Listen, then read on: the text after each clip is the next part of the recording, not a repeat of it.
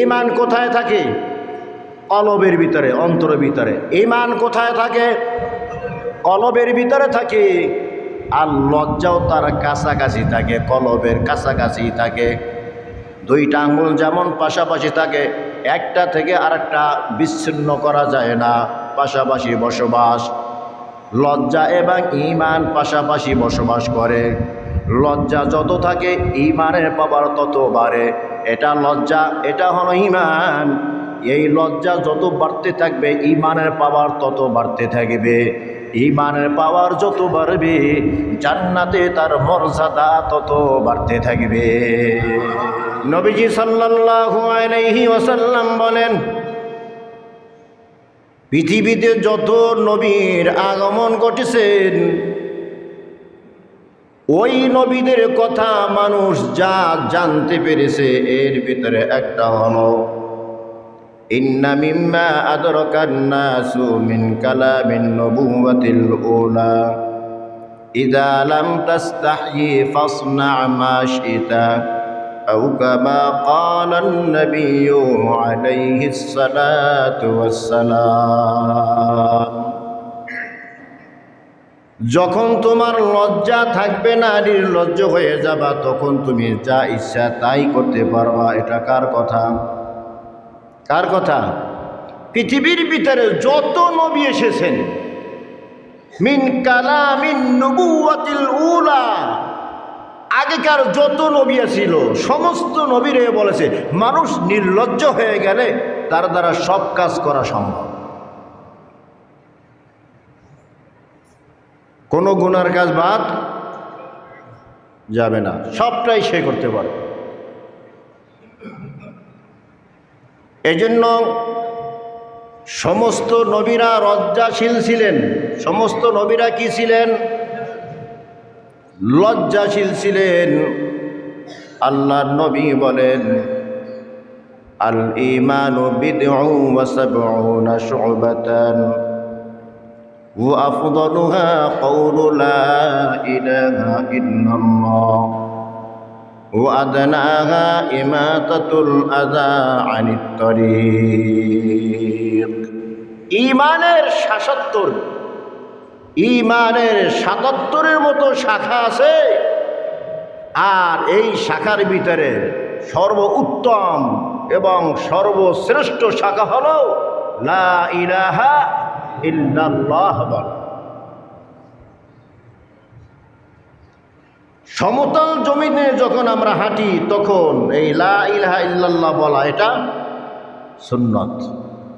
সমতল জমিনে হাঁটলে লা ইলাহা ইল্লাল্লাহ বলা, উপরের দিকে উঠলে সুবহানাল্লাহ বলা, উপরের দিকে উঠলে আল্লাহু আকবার বলা সুন্নত, নিচের দিকে নামতে সুবহানাল্লাহ বলা সুন্নত। সমতল জমিনে যখন আমরা হাঁটবো কি বলবো? লা ইলাহা ইল্লাল্লাহ, লা ইলাহা ইল্লাল্লাহ মুহাম্মাদুর রাসূলুল্লাহ।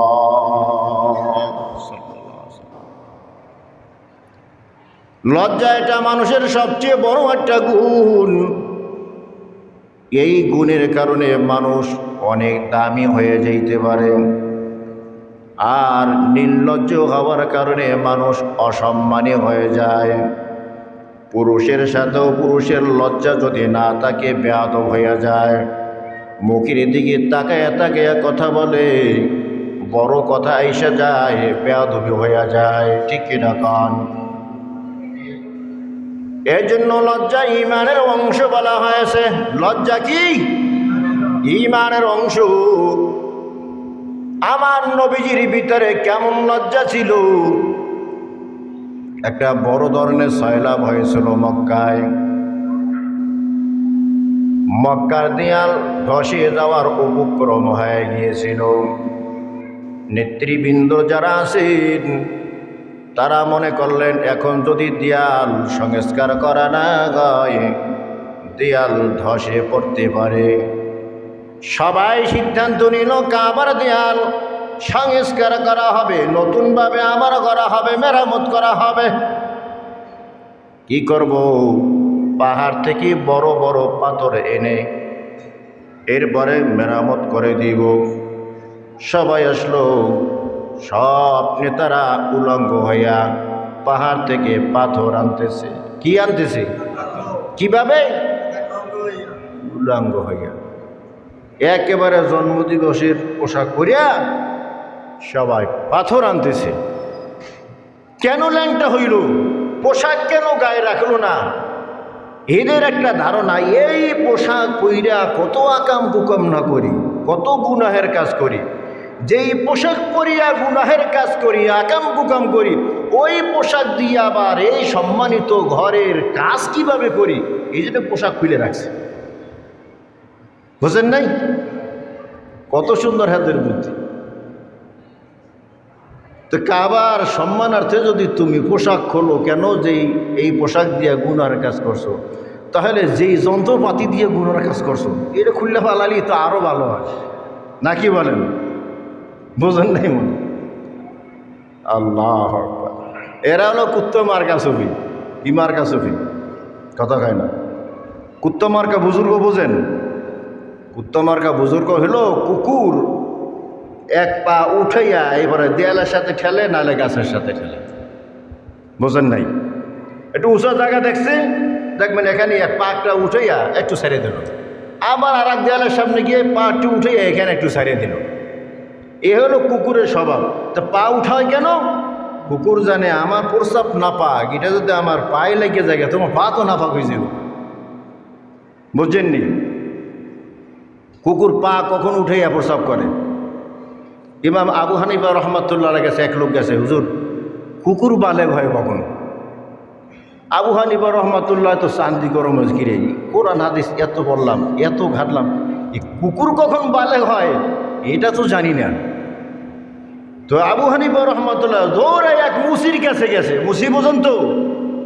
মুসির কাছে জিজ্ঞাসা করে, ভাই কুকুর কখন বালেগ হয়? তো মুসি বলে যে এক পা উঠাইয়া যখন প্রস্রাব করে তখন বুঝবা কুকুর কি হয়েছে, বালেগ হয়েছে। তে একটা মাসালা, এটা মাসালা না, একটা মাসালা শিখলো। কুকুর কখন বালেগ হয়? যখন এক পা উঠাইয়া কি করে? প্রস্রাব করে। এই যে মুসির কাছ থেকে আবু হানিফা রহমাতুল্লাহি আলাইহি একটা মাসালা শিখলেন। এই মুসিকে কতটা সম্মান করত যে মুসির ছেলে আসরের পরে মাঠে খেলা করার জন্য আসতো। কোথায় আসতো? মাঠে খেলা করার জন্য আসতো। আর আবু হানিফা রহমাতুল্লাহি আলাইহি বুখারী শরীফ পড়াইতেছেন ছাত্রদেরকে। তা ওই ছাত্র মুসির ছেলে যখন মাঠে আসে, আবু হানিফা দেখার সাথে সাথে বুখারী হাতে নিয়ে দাঁড়াইয়া যায়। ছেলেটা চলে যায়, আবার বুখারী নিয়ে বসে, আবার ছেলেটা আসলেই দাঁড়ায় যায়। ছাত্র জিজ্ঞাসা করে, হুজুর কোনোদিন তো এমন করেন নাই, কতক্ষণ যান বুখারী নিয়ে দাঁড়াই যান, আবার বসেন পড়ান, আবার দাঁড়াই যান, কারণটা কি? আবু হানিফা রহমাতুল্লাহি আলাইহি জবাব দিলেন, আমার ওস্তাদের ছেলে এখানে আসছিল। সুবহানাল্লাহ কোন? কে? আমার ওস্তাদের ছেলে এখানে আসে, ওস্তাদের ছেলের সম্মানার্থে আমি দাঁড়াইয়া যাই। চিন্তাটা করছেন? এ নাকি মিছিল আসছে নাকি? এই একজন যান না পিছনে, বিশাল মিছিল আসছে।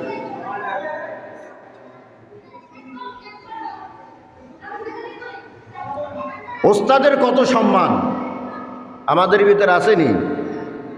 হযরত আলী রাদিয়াল্লাহু তাআলা আনহু বলেন, মান আল্লামানি হারফান ইনশাআ আ'তাকা ওয়া ইনশাআ বা'a। যে আমাকে একটা অক্ষর শিখাইল সে আমার মাথার তাজ।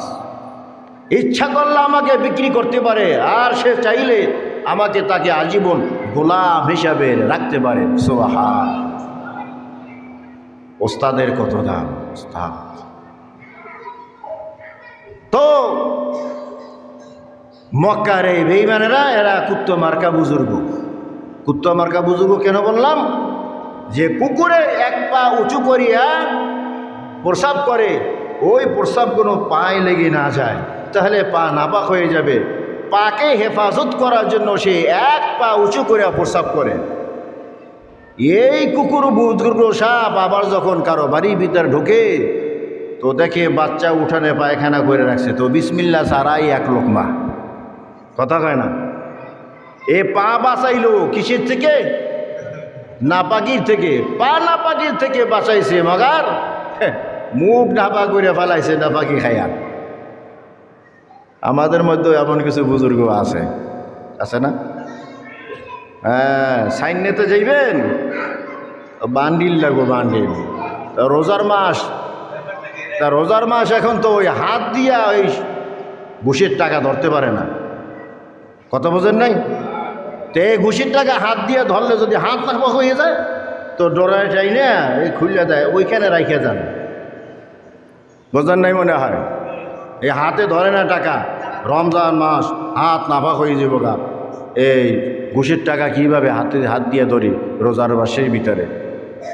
আর ফিওরের কয় বান্ডিল ডেল গিয়া বড় বড় মাছ যা আছে, ফল ফুরুত যা আছে, আজকে ইফতারি জনমরে খাওয়া খাবো, দেখছেন নি? আছেন এরকম? সে মুখ দিয়ে হাত দিয়ে টাকা ধরলো না, কিন্তু মুখ দিয়া খায়। এই স্বভাব কার? কুকুরের সাথে মিলছে নি? মিলছে? আল্লাহ আল্লাহ আমাদেরকে হেফাজত করুন, সুদ ঘুষ থেকে আমাদেরকে হেফাজত করুন। তো সব নেতৃবৃন্দ যারা আছে পাহাড় থেকে পাথর আনতেছে মাথায় কইরা, আল্লাহর রসুল সাল্লাল্লাহু আলাইহি সাল্লামকেও ডাক দিলেন, মুরব্বীরা আসো, যুবক মানুষ তুমিও আমাদের সাথে পাথর আনো, ন্যাক কাজে তুমিও শরীক হও। নবীজি বলেন ঠিক আছে, ন্যাক কাজে তো শরীক হওয়া দরকার। আল্লাহর নবীও পাথর আনতেছেন পাহাড় থেকে, সবাই উলঙ্গ, নবীজি উলঙ্গ হন নাই। সবাই বললেন, মুহাম্মদ আমরা সবাই উলঙ্গ হইয়া পাথর আনতেছি, তুমি কেন কাপড় পরিয়া কাপড় আনো, তুমিও উলঙ্গ হও। নবীজি বলে, সম্ভব নয়, আমি উলঙ্গ হতে পারবো না। সুবহানাল্লাহ। কারণ যার লজ্জাস্থান পৃথিবীর কেউ দেখতে পারে নাই, তার লজ্জাস্থান আজকে বড় হইয়া মানুষে দেখবে, এটা তো সম্ভব না। হালিমাতুস সাদিয়া রাদিয়াল্লাহু তাআলা আনহা বলেন, আমার কাছে যখন দুধ পান করার জন্য নবীজি ছিল, কখনো নবীজি একটু কাঁদতেন না, কখনো নবীজি কাঁদতেন না, ক্ষুধা লাগলেও নবীজি কাঁদতেন না, শরীরের ভিতরে কোনো ব্যথা হইল নবীজি কাঁদতেন না। কিন্তু নবীজি যখন প্রস্রাব করে দিত অথবা পায়খানা করে দিত তখন চিৎকার দিতেন। এর মানে হলো, নাপাকি থেকে তাড়াতাড়ি আমাকে পবিত্র বানাইয়া দাও। আর নবীজির লজ্জাস্থান থেকে কাপড় যখন সরিয়া যাইত তখন চিৎকার দিত। সাথে সাথে হালিমাতুস সাদিয়া রাদিয়াল্লাহু তাআলা আনহা এসে কাপড় দিয়ে আবার লজ্জাস্থানটা ঢাকিয়া দিত, নবীজির কান্না বন্ধ হয়ে যাইত। এ তো বড় হওয়ার কথা নাকি বলেন? ছোটবেলার কথা। ছোটবেলায় যার লজ্জাস্থান দুধ ভাইও দেখতে পারে নাই, বড় হইয়া লজ্জাস্থান মানুষে দেখবে কিভাবে? নবীজি বলে, না আমি কাপড় খুলব না। সবাই আসলো, পিড়াপিড়ি শুরু করে দিল, না তোমার কাপড় খুলতেই হবে। আমরা সবাই কাপড় খুলিয়া পাথর আনতেছি। মুরব্বীদের সবার কথা উপেক্ষা করা এটাও তো একটা বেয়াদবি। নবীজি ভাবলেন কাপড় তো খুলব, মুরব্বীদের কথা তো রাখা দরকার। চিন্তা করিয়া যখন কাপড়ের গিটির উপরে হাত রাখলেন, সাথে সাথে আল্লাহর নবী বেহুশ হয়ে গেলেন। যতক্ষণ পর্যন্ত দেয়াল সংস্কারের কাজ চলতেছিল নবীজি হুঁশ ফিরে পায় নাই। দেয়াল সংস্কারের কাজ শেষ হওয়ার পর নবীজি হুঁশ ফিরে পায়। জিজ্ঞাসা করল, মুহাম্মদ সাল্লাল্লাহু আলাইহি ওয়াসাল্লাম, তুমি হঠাৎ কেন বেহুশ হয়ে পড়লে? নবীজি বলেন, আপনারা সবাই আমাকে উলঙ্গ হতে বলেন, আপনাদের কথা তো আমি ফালাই দিতে পারি না। কাপড় খুলব, গিটের উপরে হাত রাখলাম, কাপড় খুললে যে একটা কি লজ্জা পাবো, ওই আগাম লজ্জার কথা স্মরণ হওয়া মাত্রই আমি বেহুশ হয়ে গেছি। সুবহানাল্লাহ। এর মানে আমার আল্লাহ নবীজির চরিত্রকে হেফাজত করেছেন, কারণ আল্লাহ তাআলা তো নবীজির জীবনী নিয়ে চ্যালেঞ্জ দিয়েছেন। আমার নবীর জীবনের ভিতরে বিন্দু মাত্র স্পট কেউ দেখাইতে পারবে না। সুবহানাল্লাহ।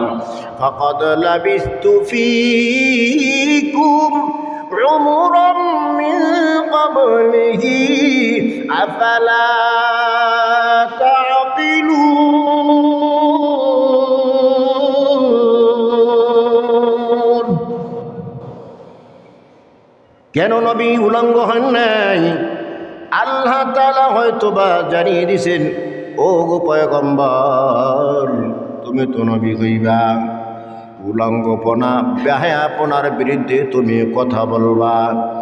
এখন ছোটবেলায় তুমি যদি উলঙ্গ হও, বড় হইয়া যখন তুমি নবী হইয়া উলঙ্গপনা বেহায়াপনার বিরুদ্ধে তুমি কথা বলবা, কিছু কিছু মানুষ তোমাকে শরম দেবে। মুহাম্মদ সাল্লাল্লাহু আলাইহি ওয়াসাল্লাম, তুমি তো এখন ভালো মানুষ হয়েছ, এখন তুমি উলঙ্গপনা বেহায়াপনার বিরুদ্ধে কথা কও।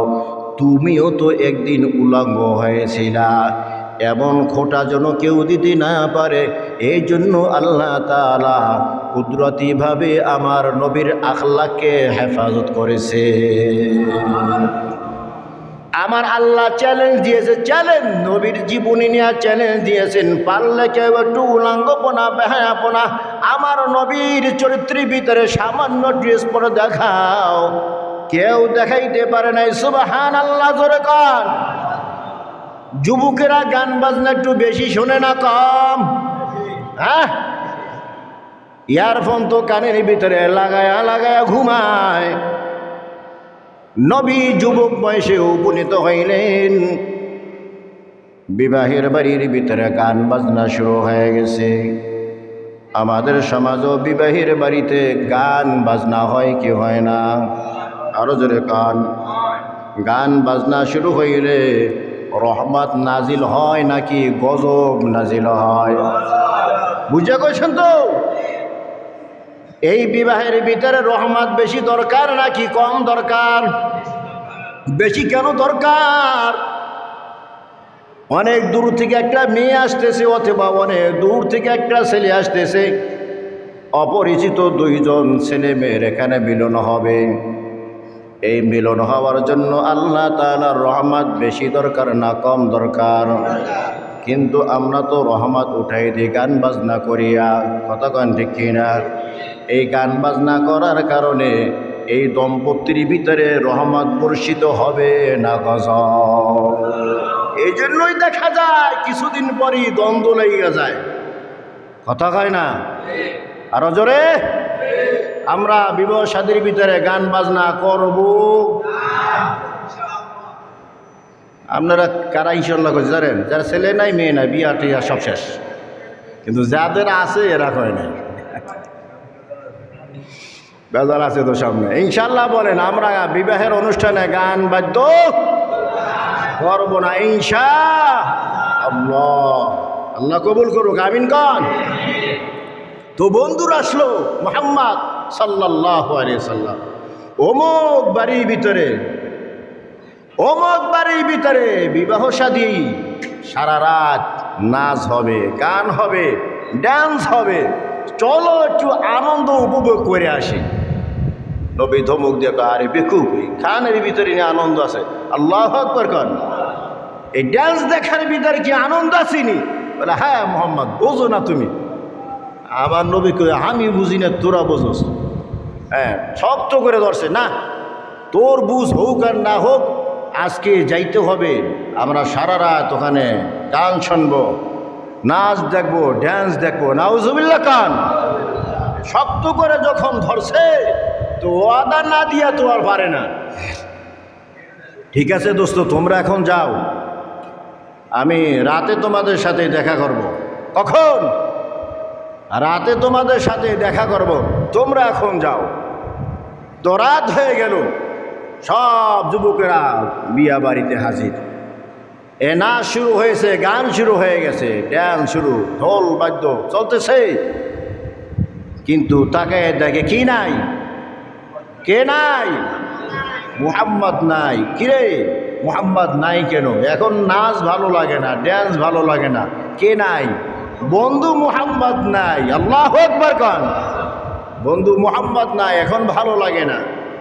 এ সামনে পিছনে ডানে বামে তাকায়, কই মুহাম্মদ আসে না কেন? মুহাম্মদ তো কখনো মিথ্যা কথা বলে না, মুহাম্মদ তো কখনো ওয়াদা খেলাপ করে না। আল্লাহু আকবার কান। ওয়াদা খেলাপ করা এটা কার চরিত্র? মুনাফিকের চরিত্র। মিথ্যা কথা বলা এটা মুনাফিকের চরিত্র। وقال النبي صلى الله عليه وسلم آية المنافق ثلاثون إذا حدث كذب وإذا وعد أخلف وإذا أؤتمن خان أو كما قال النبي عليه الصلاة والسلام। কথায় কথায় মিথ্যা বলা এটা মুনাফিকের চরিত্র।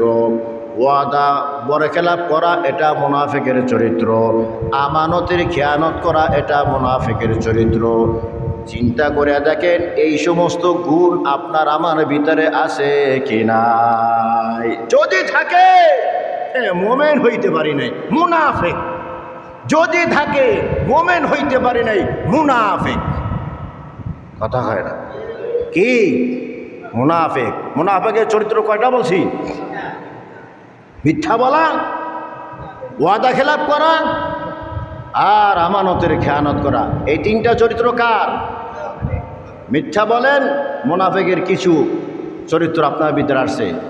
ওয়াদা খেলাপ করেন, মুনাফিকের 3 ভাগের 2 ভাগ চরিত্র আপনার ভিতরে আসছে। আবার আমানতের খেয়ানত করেন, পুরোটাই মুনাফিক হয়ে গেছেন গা। নামাজও পড়েন, হজও করেন, যাকাতও দেন, মসজিদে আজান দিলে দৌড় দেন, কিন্তু আপনার নাম কোথায়? মুনাফিকের খাতার ভিতরে। এই নামাজ, রোজা, হজ, যাকাত এটাই কিছু হবে না। নাউজুবিল্লাহ বলেন। কষ্ট হয়েন না, আমল ঠিক করা দরকার আছে না নাই? আরো জোরে কান।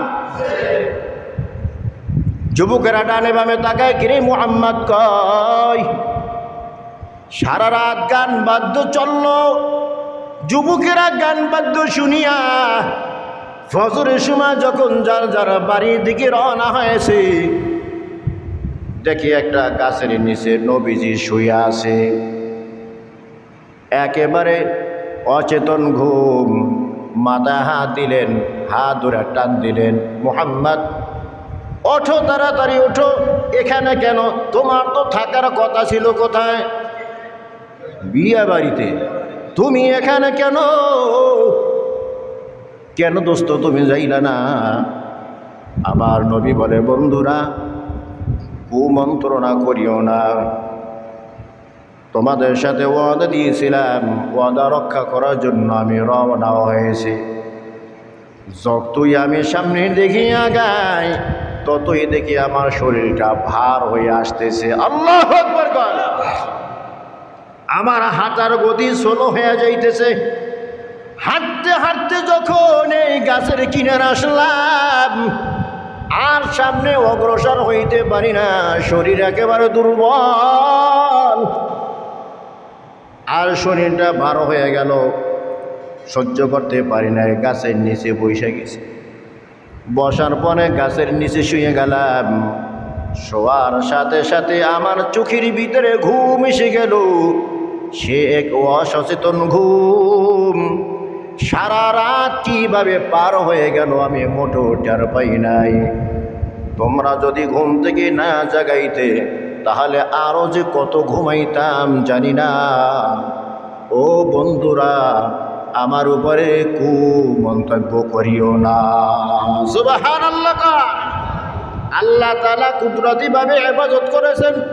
ও গো বন্ধু মুহাম্মদ, তুমি তো নবী হইবা, নবী হওয়ার পরে এই গানের বিরুদ্ধে তুমি কথা বলবা, বাদ্যযন্ত্রের বিরুদ্ধে তুমি কথা বলবা। আজকে যদি তুমি গান বাদ্য শোনো, নবী হইয়া যখন বিরুদ্ধে কথা বলবা, ওই তোমার বন্ধুরা যুবকরাই বলবে, কিরে মুহাম্মদ, আমাদের সাথী হইয়াই তো তুমি গান বাদ্য শুনেছ, আজকে তুমি নবী হয়েছো, ভালো মানুষ এসেছ, আজকে তুমি গান বাদ্যের বিরোধিতা করো। এমন কথা যেন বলতে না পারে, এই জন্য আল্লাহ তাআলা কুদরতিভাবে গান বাদ্য থেকে আমার নবীজিকে হেফাজত করেছে। এই জন্যই তো নবীর জীবনী নিয়ে চ্যালেঞ্জ দিছে, পারলে আমার যে কোনো একটা আচরণের ভিতরে বিন্দু মাত্র তোমরা স্পট দেখাও, আমার চরিত্রে নির্লজ্জতার ছাপ লাগে নাই। সুবহানাল্লাহ, জোরে কর। মিথ্যার ছাপ আমার চরিত্রে লাগে নাই, ওয়াদা খেলাপের ছাপ আমার চরিত্রে লাগে নাই, খেয়ানতদারির ছাপ আমার চরিত্রের ভিতরে লাগে নাই। সব বেঈমানেরা বিরোধিতা করতেছে, রাতেরই ভিতরেই নবীকে জবাহ করে দিবে। আলী রাদিয়াল্লাহু তাআলা আনহু হিজরতের সময় সব স্বর্ণ অলংকার, টাকা পয়সা, যত মানুষের আমানত নবীজির কাছে ছিল, সব আলীর কাছে বুঝাই দিলেন, আলী আমি তো হিজরতে চলে যাই, আমার কাছে যে গচ্ছিত মাল, আমানতের মাল, প্রত্যেক হকদার, প্রত্যেক পাওনাদারের কাছে পৌঁছাইয়া এরপর তুমি মদিনায় হিজরত করবা। সুবহানাল্লাহ বলে। সাহাবীরা জিজ্ঞাসা করে, আলী নবী তো নবীজির বিছানায় তোমাকে এই চাদর পুরা দিয়া ঘুম পাড়ায় রাখছে, কাহা তো নবীর বিছানায় তুমি সোজা হইয়া শুয়ে রইছ। বেঈমানরা তো জানে না যে এইটা আলী, কথা হয় না, বেঈমানরা তো জানে এটাই কে, মুহাম্মদ সাল্লাল্লাহু আলাইহি ওয়াসাল্লাম। এলোপাতারি তোমার উপরে আক্রমণ করাটাই তো স্বাভাবিক, ঘুমাইলা কিভাবে? সুবহানাল্লাহ খান।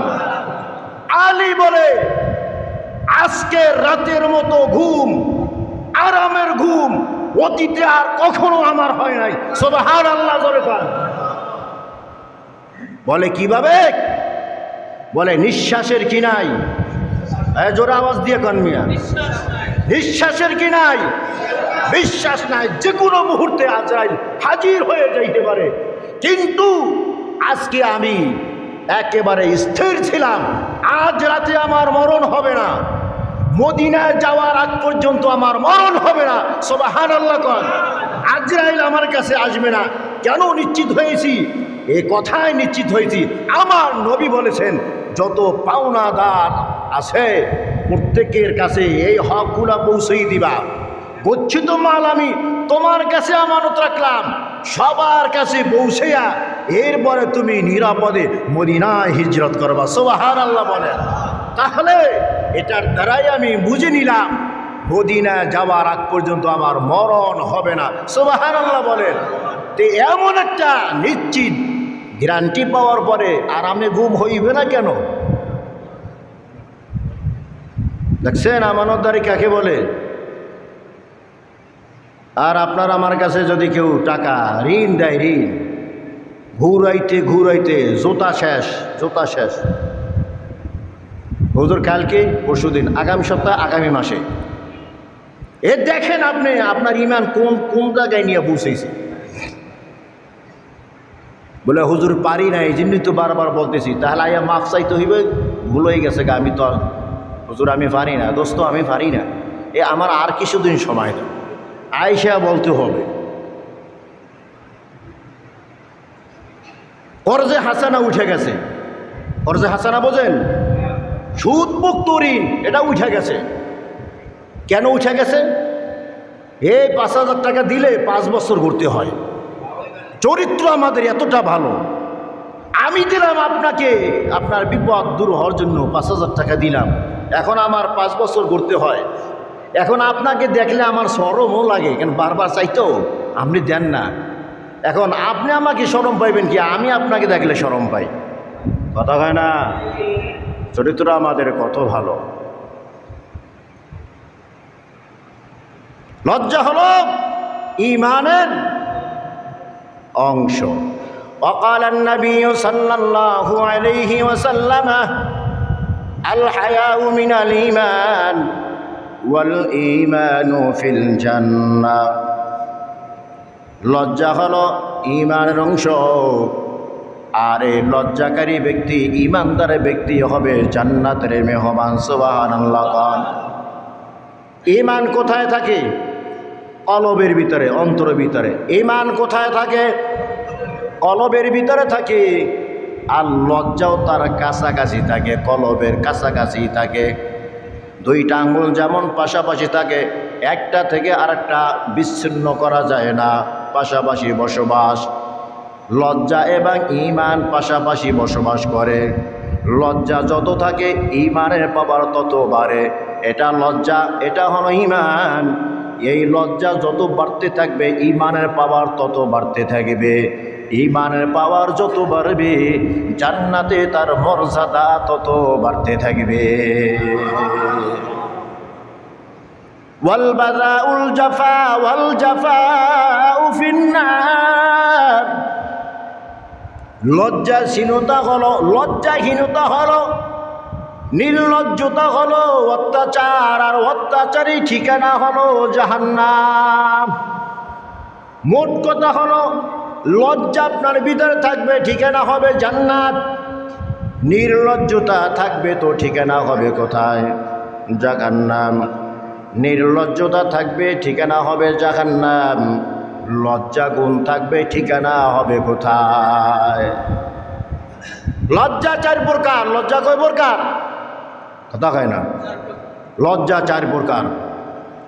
আল ঈমানু মিনাল্লাহ, আল্লাহকে লজ্জা করা।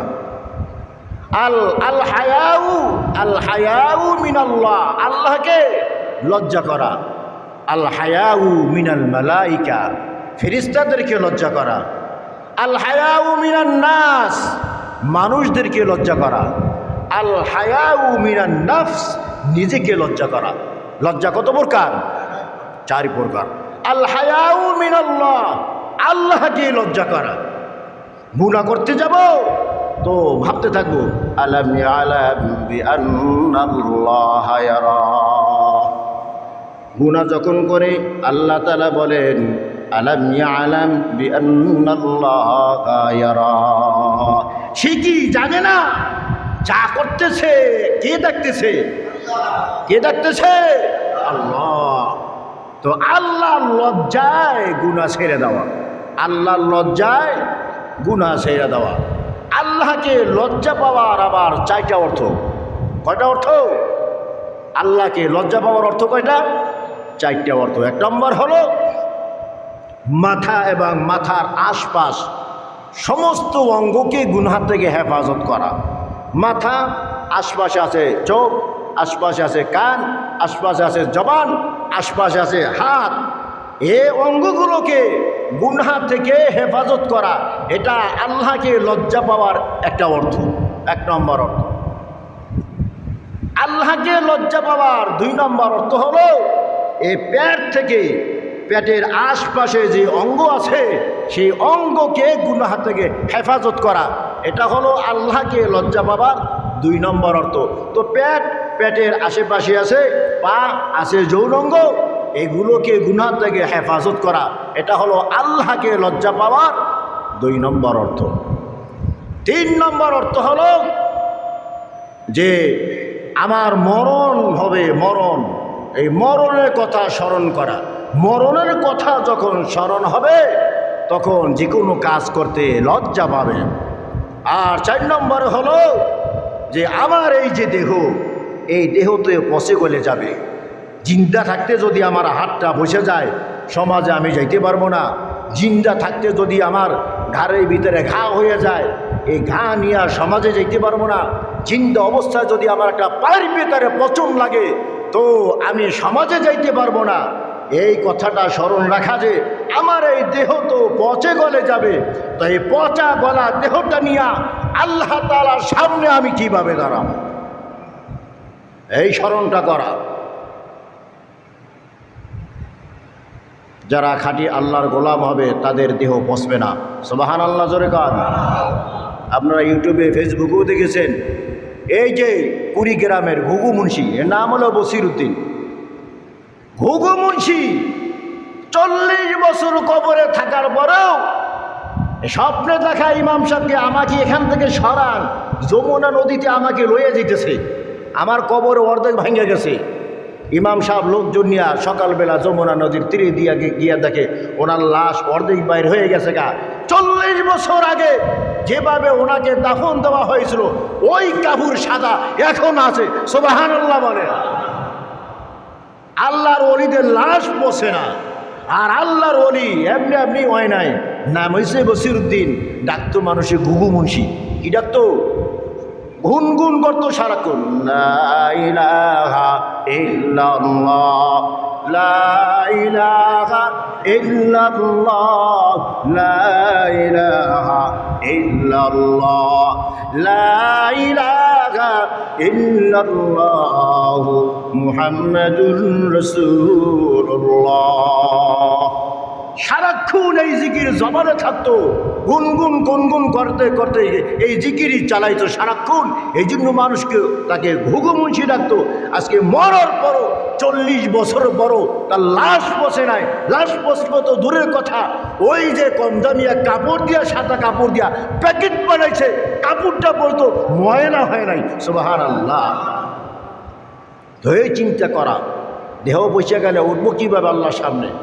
এই চেহারাটা আল্লাহকে দেখাবো কিভাবে? লজ্জা কয় প্রকার বলছি? 4 প্রকার। আল হায়াউ মিনাল্লাহ, আল্লাহকে লজ্জা করা। এই যে গুনার কাজ করতেছি, আল্লাহকে চেহারাটা কিভাবে দেখাবো? এই লজ্জা যদি থাকে, দুনিয়ার কেউ দেখে না, কে দেখে? ওয়া হুয়া মাআকুম আইনামা কুনতুম ওয়াল্লাহু বিমা তা'মালুনা বাসীর। কেউ না দেখলেও কে দেখে? এই কথা স্মরণ করিয়া আপনি গুনার কাছ থেকে বাঁচতে পারবেন। আল হায়াউ মিনাল মালাইকা, ফেরেশতাদেরকে লজ্জা করা। কিরামান কাতিবিন ইয়ালামুনা মা তাফআলুন, সম্মানিত লেখকগণ আমার সিনায় আছে কি নাই, আমি কি কাজ করি সব সাথে সাথে লিখে ফেলে। আমি ভালো কাজ করলেও লেখা হয়, আমি খারাপ কাজ করলেও লেখা হয়। এই টেনশন যদি মাথার ভিতরে থাকে, গুনাহ করতে লজ্জাবোধ হবে কি হবে না? আল হায়াউ মিনান নাস, মানুষদেরকে লজ্জা করা। মানুষদের সামনে লজ্জা নাই, এই জন্য তো আজকে শর্ট প্যান্ট পরে আছে না নাই? যুবক ভার্সিটিতে পড়ে, শর্ট প্যান্ট পরে হাঁটে, হাঁটুর উপরেও 1 বিঘা ফাঁকা জায়গা থাকে, অথচ নাভির উপর থেকে হাঁটুর নিচ পর্যন্ত এই জায়গাটুকু ঢাকিয়া রাখা দায়বি ফরজ। একটু খালি হইয়া যাইবে তাহলে গুনাহে কবিরা লেখা হয়ে যাবে। লানাতুল্লাহি লানাল ইয়ানজুর ওয়াল মানজুর, 17 জি দেখায় আর যে দেখে উভয়ের উপরে আল্লাহ তাআলার লানত। নাউজুবিল্লাহ। এখন যুবকেরা শর্ট প্যান্ট পরে রাস্তায় হাঁটে কি হাঁটে না? আরো জোরে। এর ভিতরে শরম আছে নাকি? নির্লজ্জতার হেডমাস্টার। আরো জোরে কান। লজ্জাহীনতার হেডমাস্টার এটা। কিসের অশিক্ষিত, কিসের ভার্সিটিতে পড়ে, ও লেখাপড়া কিসের? গন্ড মূর্খ হয়, কথা কয় না? লজ্জা না থাকলে যে কোনো কাজ করা সহজ। মেয়েদের কথা আর কি বলবো? কি আশাদ পোশাক পইরা নামে, আমরা তো ভালোই জানেন, এগুলো আর কি বলবো?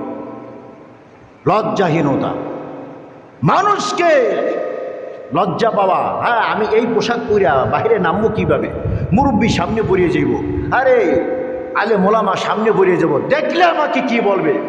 এই লজ্জা যার ভিতরে না থাকে তার দ্বারাই এই কাজগুলো করা সম্ভব, কথা কয় না? এই জন্যই রাসূল সাল্লাল্লাহু আলাইহি সাল্লাম বলেছেন যে সবসময় দেহ ঢেকে রাখবা, সবসময় দেহ ঢেকে রাখবা, তোমার দেহ যদি সুন্দর হয় বদ নজর লাগতে পারে, আর বদ নজর এটা সত্য লাইগা যায়।